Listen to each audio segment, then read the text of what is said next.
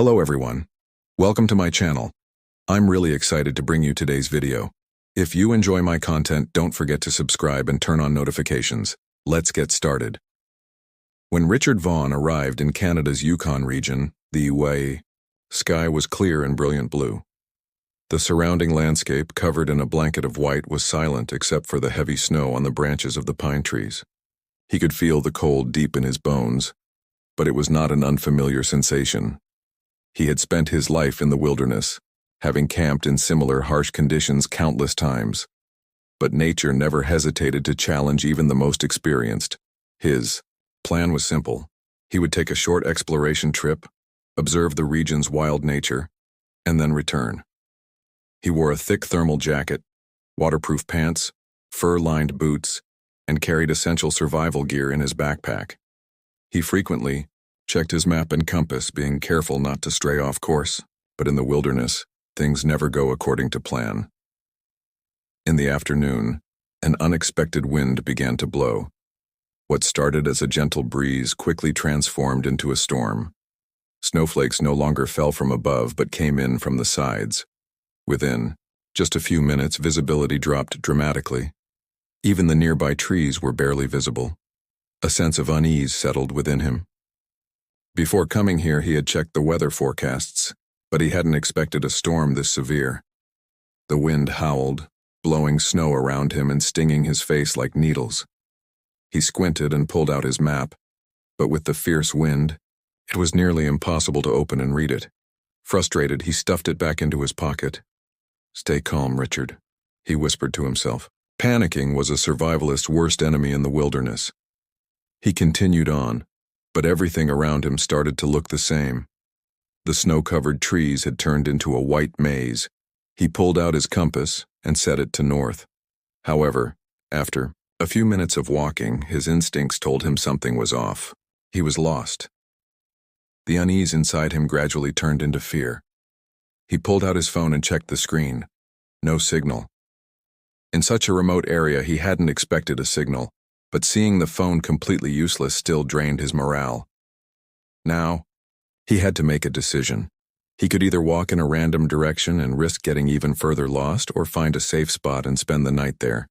The temperature was dropping rapidly, and staying out in the open for too long would mean death. He looked around.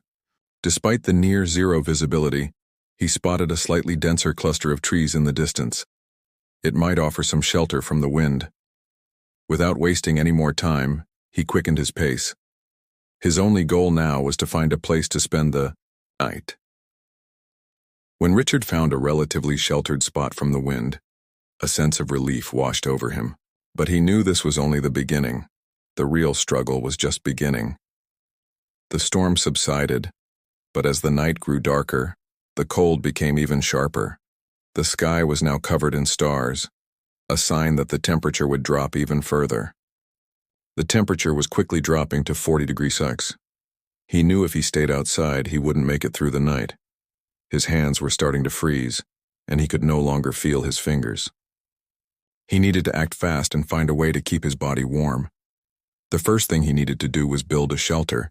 He scanned his surroundings.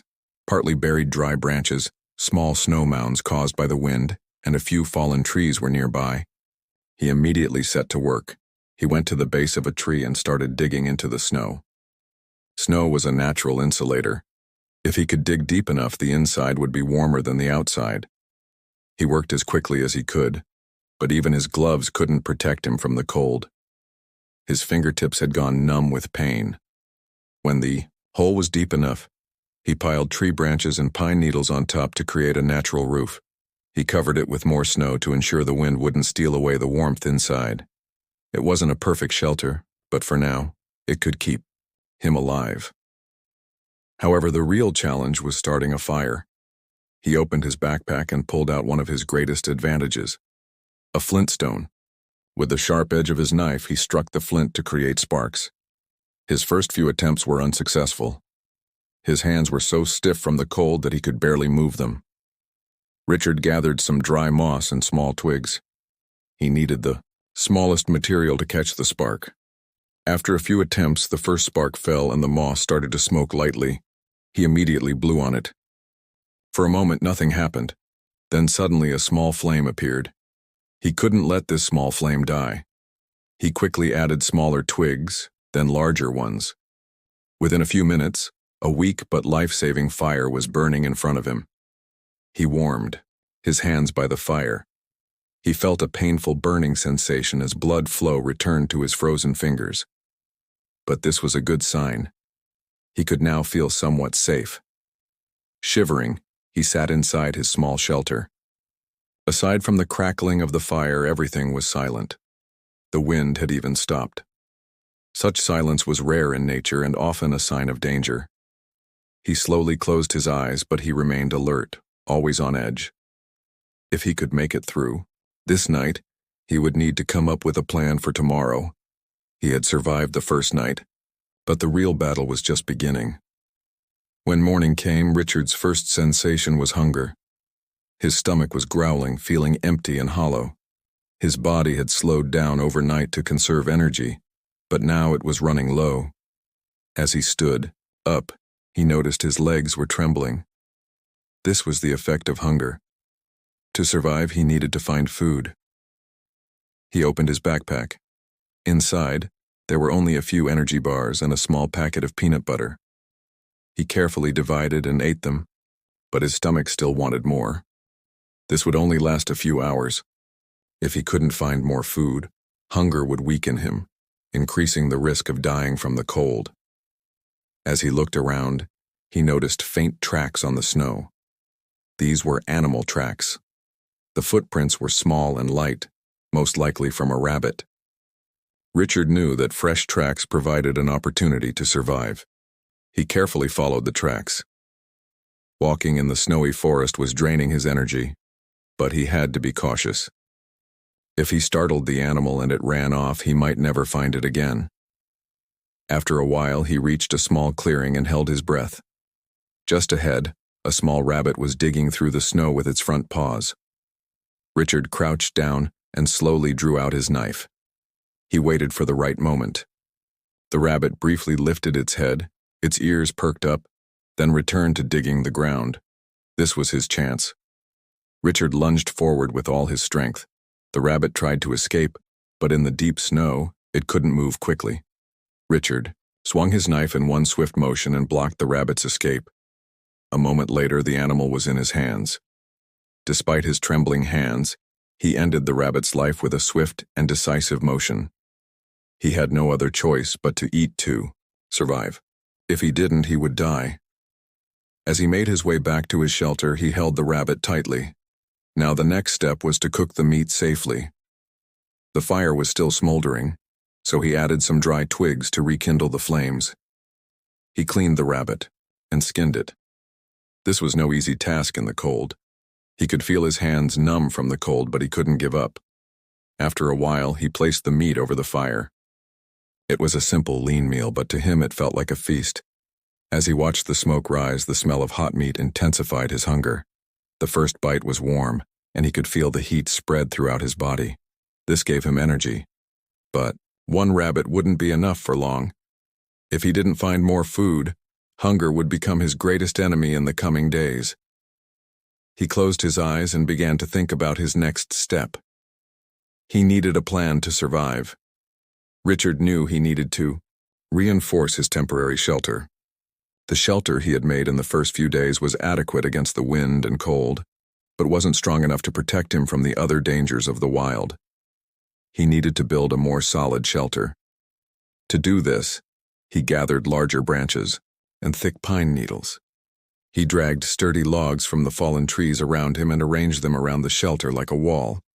Then he insulated the inside with dry leaves. This would not only protect him from the cold, but also offer protection from predators that hunted at night. The biggest problem remained finding food. He was surviving on rabbits and small rodents, but hunger never fully subsided. He tried to ration his food to conserve energy, but the wild nature was quick to notice weakness. As the night grew darker, Richard lit his fire and sat in front of his shelter.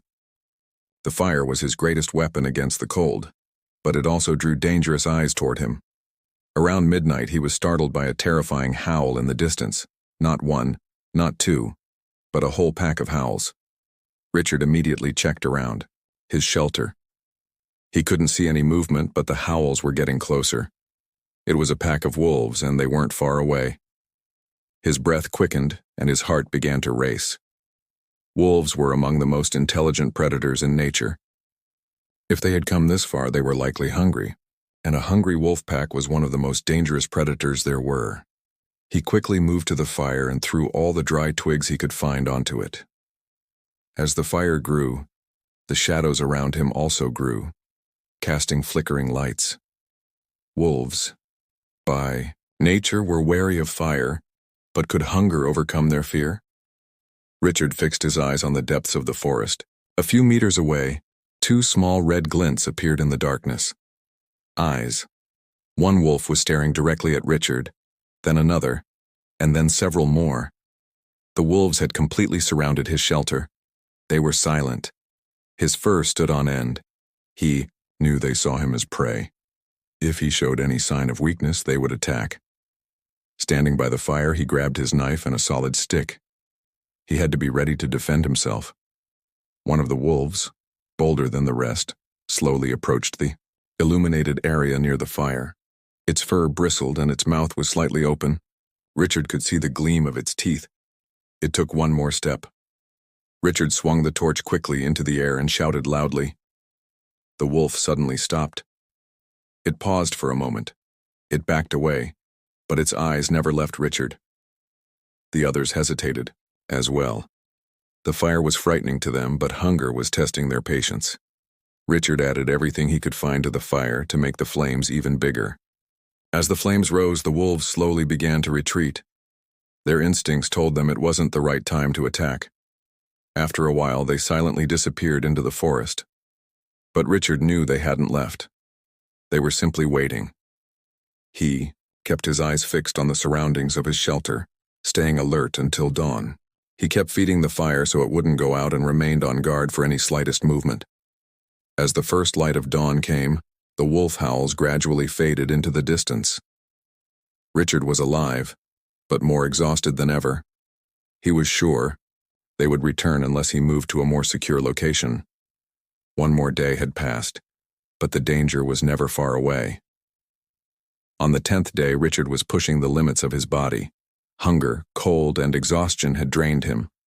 His body was now consuming its own energy, his muscles weakening and his mind growing increasingly foggy. The inside of his shelter was cold. The fire had completely gone out. He had burned his last piece of wood the night before, and he no longer had the strength to find more. He didn't even have drinking water. He needed a fire to melt the snow, but there was no fuel left to feed it. Going outside to search for wood meant facing death. His fingers no longer felt anything. His hands, inside his gloves, had become stiff as wood, and the cold wind that brushed his face felt like it was cutting into his skin. One thought echoed in his mind. If I stay here, I will die. His only chance of survival was to move. Richard's map and compass were gone, but he had thoroughly examined the area before coming here. He remembered that civilization was to the east. He tried to stand. His legs trembled, his knees buckled, but he used all his strength to keep himself from falling. If he gave up, he would freeze to death here. He took one last look around his shelter. This small space that had kept him alive for 10 days could now turn into his grave. It couldn't be his final stop. He gritted his teeth and began to walk east.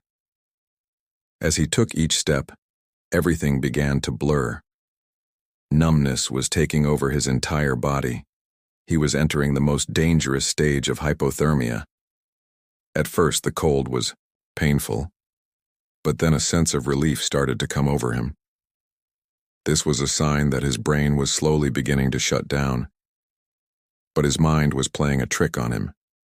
He felt as if he had curled up under a warm blanket. His instincts told him to lie down and rest, but he knew that if he rested, he might never wake up. Don't stop, Richard. Don't stop. He dragged his feet and kept walking. He tried not to lose his way among the trees. In moments when the cold deepened, he heard echoes of the past in his ears. The walks he took with his father as a child, The first time he set up camp, the moments he had spent learning survival skills. All these memories were subconscious screams trying to keep him on his feet, but his body was slowly giving up. His knees buckled and he fell face first into the snow. He lay there motionless. His brain was softly whispering to him to shut down. He could rest for a few minutes, couldn't he? His eyelids grew heavy. Then, he heard a sound from afar. At first, he couldn't tell if it was real, his mind so clouded, but then he heard it again. A motor sound coming from a distance. Was it a snowmobile? Maybe a hunter? Maybe a rescue team? Richard tried to scream with all his strength, but his voice barely came out. His body was exhausted. He couldn't move, but he couldn't give up. With one last burst of energy, he pulled out his pocket knife and lifted it towards the sun to catch the light. If anyone was nearby, they might see this small reflection. Minutes passed. The motor sound grew closer. Then, a silhouette appeared against the white snow. Salvation was near.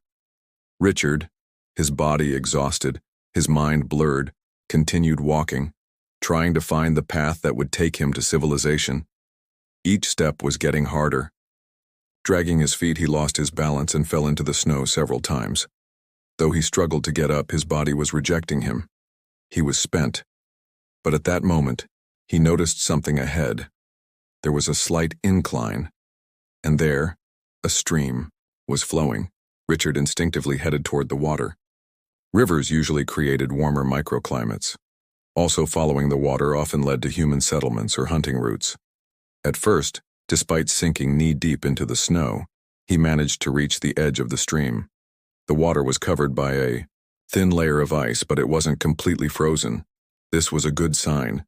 If the water was still flowing, there might be signs of life nearby. He carefully started following the stream's edge. His body was now moving on its own. His mind was still hazy, but something was pushing him to keep walking. Hope. About an hour later, his eyes fixed on something. In the distance, thin gray smoke was rising. This wasn't smoke from nature. It was from something created by humans. The smoke was a sign of a fire and the presence of someone. Richard, with all his remaining strength, started walking toward the source of the smoke. His body had completely failed him. His legs, muscles, and lungs were rebelling. But still he pressed on. With each step, his eyes closed, and his consciousness came and went. The smoke was much closer now, but would his body be able to catch up? At one point, his knees completely gave out and his face fell into the snow. He tried to get up, but he couldn't. His strength was gone. But when he lifted his eyes, he saw something in front of him. A few meters away, there was a wooden hunter's cabin. He could see the smoke rising more clearly from the chimney. A few piles of firewood and an old sled were lying in front of the door. With one last effort, Richard tried to crawl forward. A few meters before the door, his vision blurred, and he lost consciousness completely. When he opened his eyes again, he felt the warmth on his face. At first, he couldn't understand where he was. Looking around, he saw wooden walls, a fireplace, and a small table. Blankets were piled up, and he was dressed in dry clothes. At that moment, an old man appeared, in front of him. He wore thick furs and had a beard. In his hand, he held a warm cup of tea and was looking at Richard. "Finally awake," said the hunter. Richard blinked, trying to understand where he was. The hunter offered him a cup of warm liquid. His hands were still trembling, but he managed to drink. As the liquid went down his throat, he felt his internal warmth rise for the first time. When the hunter asked how he got here, Richard could only shake his head and take a deep breath. For 14 days, he had survived face to face with death in the wild north. And finally, he was saved.